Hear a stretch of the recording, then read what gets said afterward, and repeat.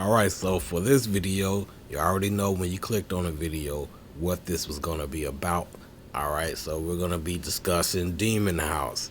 And we're going to be doing this for Halloween that's coming up fairly soon.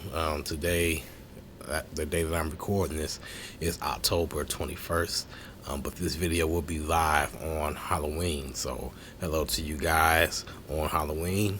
I probably won't be on the platform, on the YouTube platform on Halloween. But, this video will be live on Halloween day. So hello to you guys in advance. All right. So you see this little fire dot here.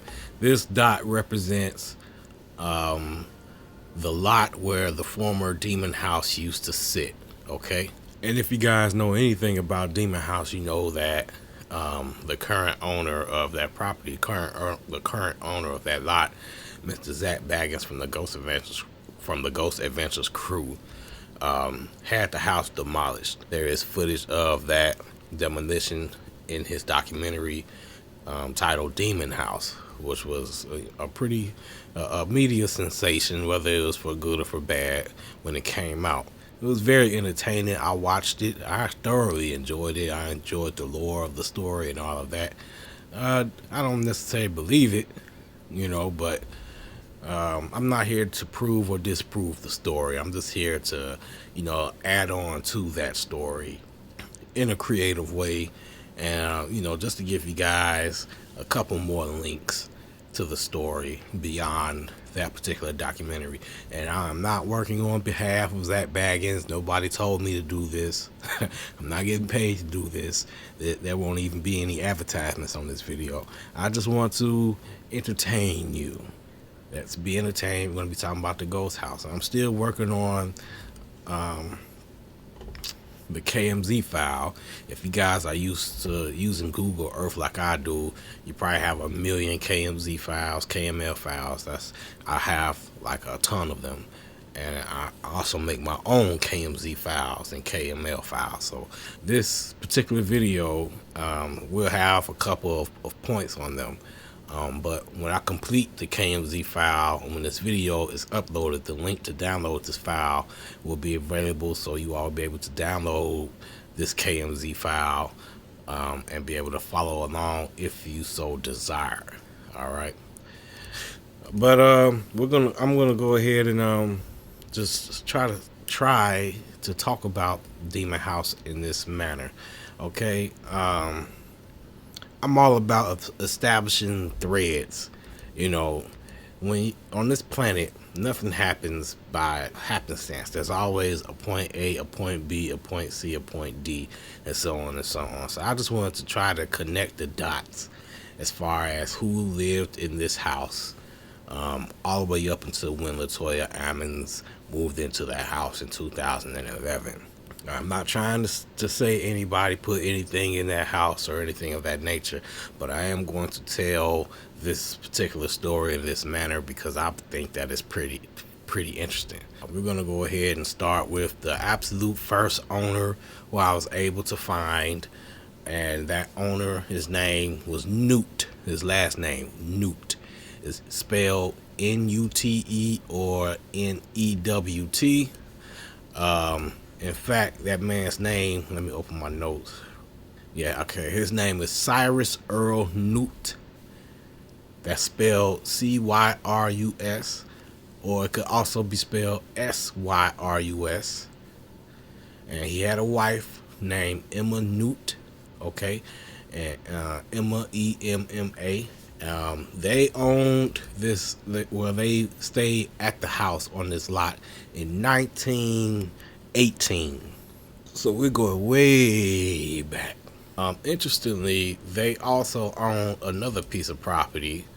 Okay, this lot right here at 3584 Carolina. They owned this property as well. Okay, and for some reason in 1921, they booked it out of the Demon House. All right, they just left. They packed up, and they left, and they went to Iowa. There is no explanations given on any of the sources that I've seen, about the reasons why they just up and left Gary. And they left in a manner where they just didn't pay the bills for the house, didn't pay the mortgage, and the home went into foreclosure. All right. But before the Newts moved into the Demon House, they stayed here at this address here, which is 269 Polk Street in Gary, Indiana. You can see here I have the date on here, 1917, and they were living here prior to 1917 as well. This is actually like in my neighborhood, down the street, a little ways, about 1.5 miles or something like that from my house. They stayed here at Polk Street, and then from Polk Street, they moved to the Demon House, which is located in East Glen Park. All right, and they stayed here in this house from about 1918 to about 1921. Sometime before 1921, the Newts up and left. They just booked it. Didn't even look back. There is no evidence that they ever came back to the state of Indiana, let alone come back to Glen Park for any reason. So the next owners that I was able to find, which you already seen, you see it says Burnside residence from 1931 to about 1958. All right. The owner in 1931, his name was, open my notes again. His name was Berlin Dewey Burnside. All right. So you would spell that Berlin. That's his first name. Then Dewey, middle name, Dewey. Last name Burnside, Burnside. Kind of ironic his name is Burnside because he worked for the Gary Fire Department. So you have a guy named Burnside who worked for the Gary Fire Department, and in fact, he worked in the Central Fire Department, which was located at the former original location of Gary City Hall. And for those of you who don't know, Gary's original City Hall was located at 7th in Massachusetts. All right. Now I have the dot here on this corner, but it's actually put. Matter of fact, I could just move it now. Memorial Auditorium is the corner where the original Gary City Hall and combined fire and police station used to be. So Gary's original City Hall, before the twin buildings right here were built, this would be Gary City Hall here. This is Lake County Superior Court. All right. Before these were built, Gary City Hall was located here. All right. So Mr. Burnside and the rest of the Gary Fire Department, they all would have been stationed here at the Central Station. All right. Let me keep that up for you. That's just a little interesting tidbit of Gary history for those of you who didn't know that. Okay. Anyway, Mr. Berlin Burnside had a wife. His wife's name was Mary. And in 1931, both Berlin and Mary Burnside lived at the Demon House. All right. Now, I'm not certain what year they actually moved in. I just know that from the sources that I've read, their name popped up in that year, 1931, at this address, which would be 3860 Carolina Street in Gary, Indiana. Mr. Burnside and Mrs. Burnside had a son.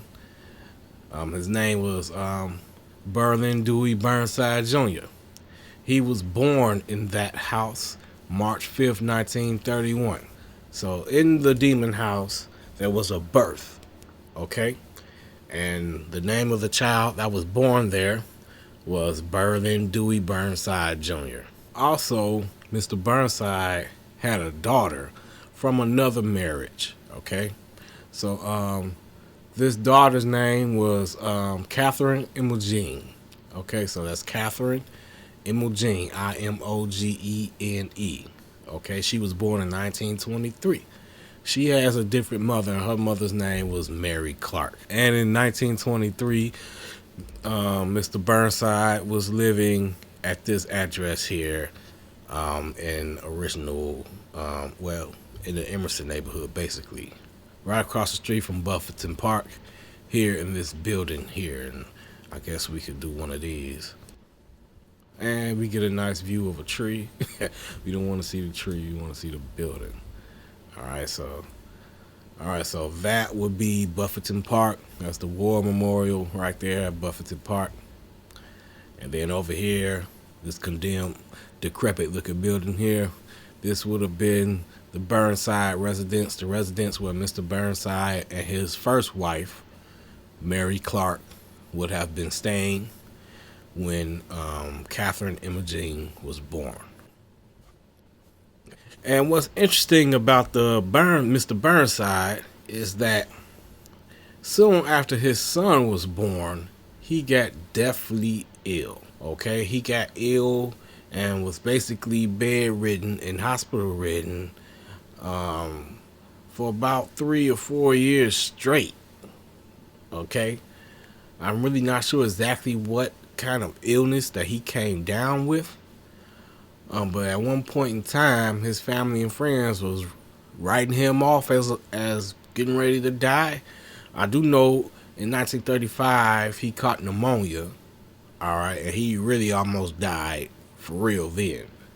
But from 1932 to 1936, Mr. Burnside was sick, and he was living in that house, in the demon house, sick that entire time. But Mr. Burnside survived the sickness years and went on to raise his family. And as far as I can tell, nothing else of note happened to Mr. Burnside until his death. But the Burnsides lived in the demon house from 1931 at least until at least 1958. That's the last known year that I was able to confirm that the Burnside family with Miss Berlin Burnside living there.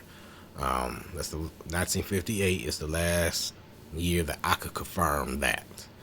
Now I don't know exactly where he went after he moved out of Demon House, but I know that by 1976, him and his wife were living in Portage.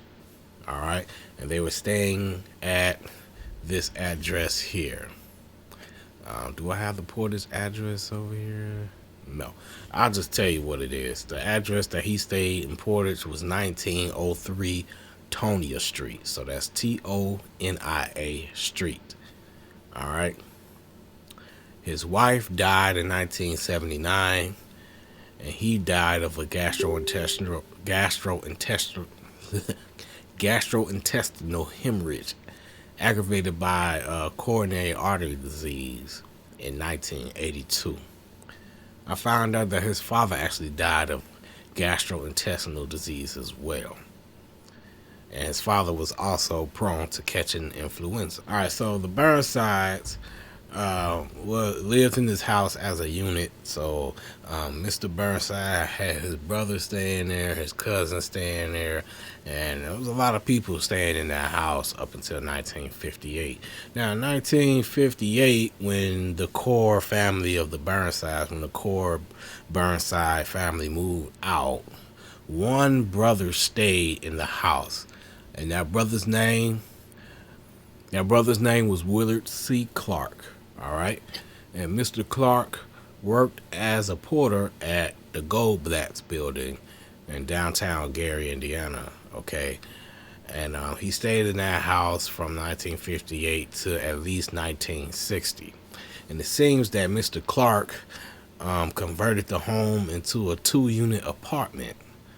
All right, so not only was Mr. Willard Clark living there in 1960, there was someone named Ray Chart, Chart, who also lived in that house in 1960.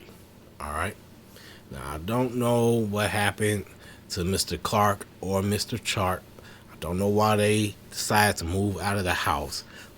I don't know where Mr. Chart went, but I do know that the brother, Willard Clark, he moved to Ohio after 1960. I'm not sure what year it was, but after 1960, there were no Burnsides living at the Demon House anymore. And if you want to take notes, now is the time if you want to investigate some of this stuff for yourself. All right. So here we go. In 1975, someone named A.C. Cruz stayed at the Demon House. All right. And it might be possible that there was a family living at that house named Cruz, Crews. All right. That stayed in that house until at least 1987. So we're talking from 1975 until 1987. Now, it could be possible that the Cruz family could have been there in the 60s, but I highly doubt that. The reason why I doubt that is because the Cruz family, Crews, they are black. All right. And the reason why that matters is because for most of Glen Park's early history, Glen Park was exclusively white. I mean, we're talking like there were probably only 7 families in total living in Glen Park that were not white. And that was the truth about Glen Park all the way up until around 1968, 1969, 1970. All right, started to turn slowly black after that because of the election of Richard Gordon Hatcher, which is something that I've already covered on this channel, so I'm not going to talk about that in too much detail right now. But about 1968, maybe 1969, 1970, it could have been a black family living in this house, and that family's name could have been Cruz. Now, that is not confirmed. This is something that I'm just brainstorming, but I do know confirmed that there were some Cruz, Crews, living in the Demon House in 1975 and in 1987. I'm not sure if there were any other people staying in that house. Like I said, the house was converted into like a 2-unit apartment. So during the time when the Cruz were staying there, I'm unsure if there were any other families living there at the time. But because this was being treated as a 2-unit apartment at some point in time, there was a lot of people in and out of the house. The list of potential tenants is long. It's probably way longer than my list. This is just people that had documented proof that they stayed here. It could be people living here that there was no documented proof. After 1987, someone named John Thomas Anderson stayed at the Demon House from 1989 to 1993. There was an individual by the name of Geraldine Fry, Frye, who stayed at the Demon House in 1991. There was also someone named D. McDonald Fry living there in 1992. There was also someone named Barbara J. Johnson who lived in that house in 1992. There was an individual named Mary J. Trueblood who lived in the Demon House in 1995. And during the time Miss Trueblood was living there, there was a Ernestine McGee living there as well. So there was a Trueblood and a McGee living in the Demon House in 1995. So now we're going to get into a story that I find very interesting. There was a young lady by the name of Dekema Shante McDonald. All right, so you spell her name Dekama. Shante, Shunte, McDonald. And she lived at the Demon House at some point during the 90s, probably after 1995, between 1995 and 1998, or 1995 and 1999. What's interesting about her is that she died in 1999 at age 27.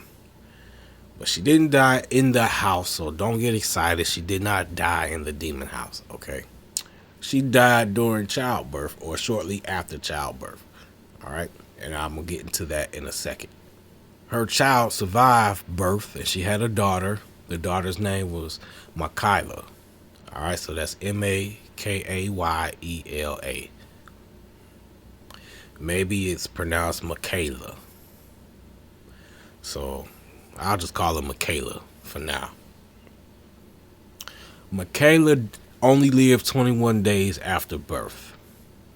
and her death certificate is extremely interesting. All right, because under cause of death, it states that baby Michaela suffered from cardiopulmonary arrest, and under the section of the death certificate, due to or as a consequence of, the coroner listed perinatal depression or postpartum depression. And if you think that's interesting, check it out. The coroner also listed hypoxic. I don't know. I can't speak this medical jargon, but basically, it's a brain injury that is caused by oxygen deprivation, asphyxia. Finally, the coroner listed neonatal seizures and cerebral atrophy. I edited this. Y'all not gonna understand how I just messed all of that up. So before I get back on the baby, we're gonna talk about the baby's father. Okay? So the baby's father, baby Michaela's father, his name was Anthony George. Now, Anthony George was a habitual criminal. Alright? On his record, you have burglary, possession, battery. He was even charged with the murder of someone named Myron Moore in 1995. But it seems like that murder charge got dropped because of a lack of witnesses. One of the witnesses hung himself in jail, and then the other witness skipped town. But though he has this checkered past, it doesn't mean that, he abused the baby, Perhaps the child was born very sick. Dakama and her family seem to have been very sickly, and this is where I'm going to get into Dakama. Alright? So Dakama had a brother who died at 8 years old in 1989 from complications stemming from Dandy Walker syndrome. And basically that's a malformation of the brain that affects the cerebellum, which controls muscle movement. He had fluid built up in his brain, and that led to him dying.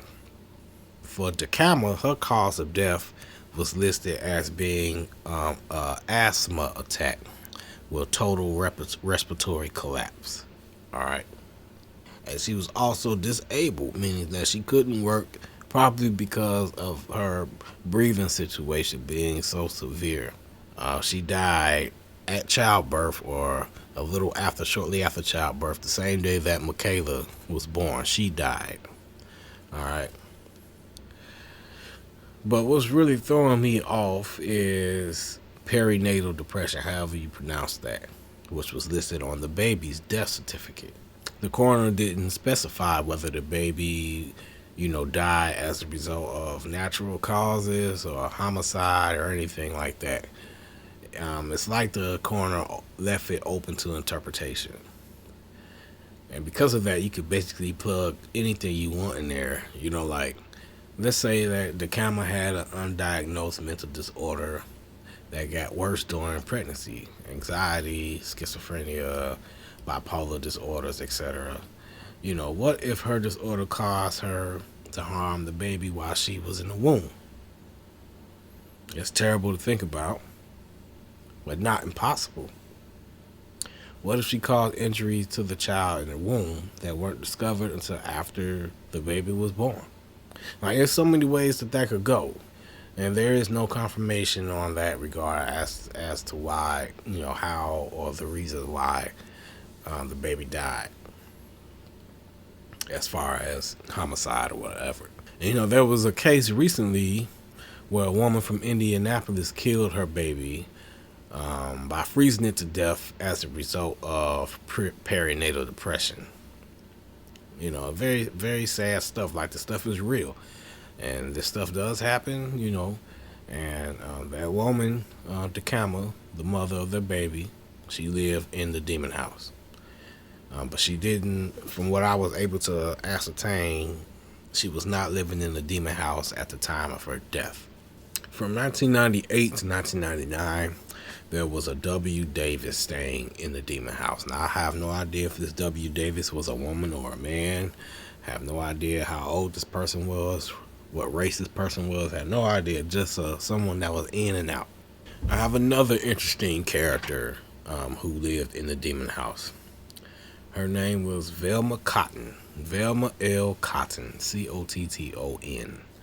All right. And Miss Cotton is interesting because in 1998, she was arrested for obstructing the execution of federal warrants. Cotton was a mole. In her capacity as Gary police dispatcher, she would inform drug dealers that she knew about raids that were coming up. She would notify the targets of the raids.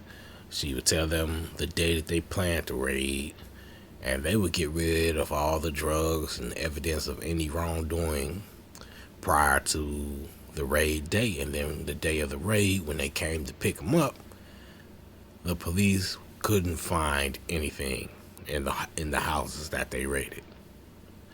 And they set up a sting, and they caught Miss Cotton giving out fake address, fake raid information that was set up by the FBI. Now, her case is sealed, so there's literally nothing, in the public sphere about her case that I could find, on the internet or whatever. All I know is that whatever happened, she ended up becoming someone that was a cooperator. In 2002, she was free, and she was living at the demon house. And she stayed at the demon house from 2002 until at least 2009. All right.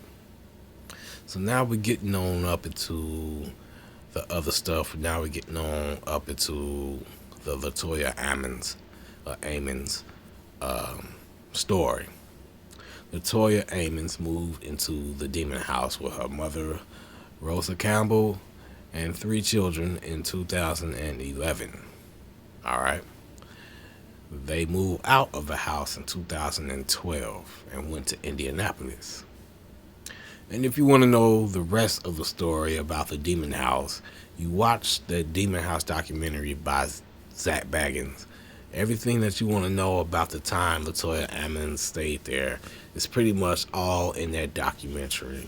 All right, so I'm not going to go over the documentary. A lot of you probably have already seen the documentary. If you haven't seen it, I suggest that you watch it because, I don't necessarily believe it, but it's still very entertaining, so go ahead, check it out, buy it on Hulu or whatever, and support Zac Bagans, and,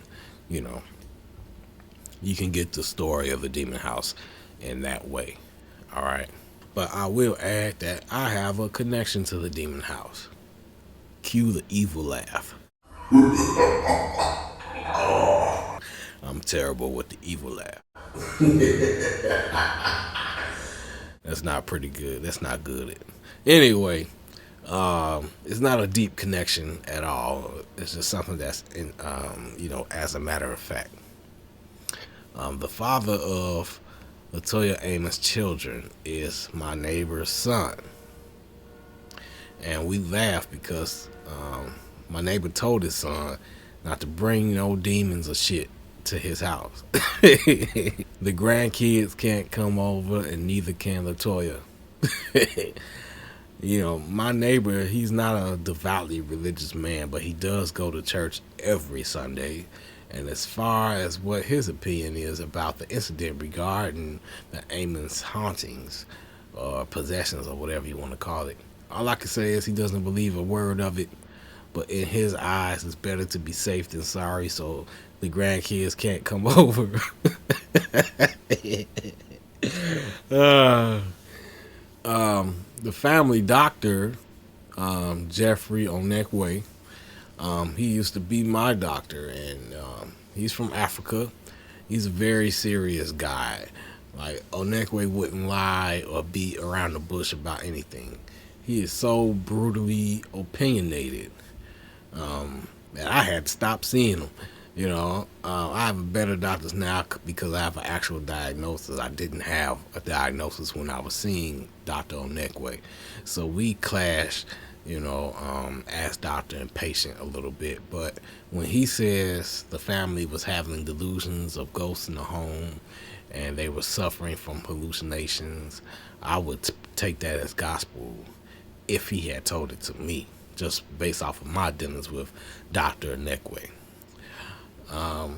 But I'm not here to condone or condemn the story. I'm not here to prove or disprove it. People live by their own truths. If Demon House is real to you, then let it be. If it's not, then it's not. This video was just for entertainment purposes. If you all want to investigate anything that I've said in this video, you're welcome to try. It's a free country. I'm not a Demon House expert, however. I would refer you to Zac Bagans and the Ghost Adventures team regarding anything else about that house, which no longer stands, by the way. So if you're going to go out trick-or-treating, have a safe Halloween, and I will see you guys in the next video. Peace.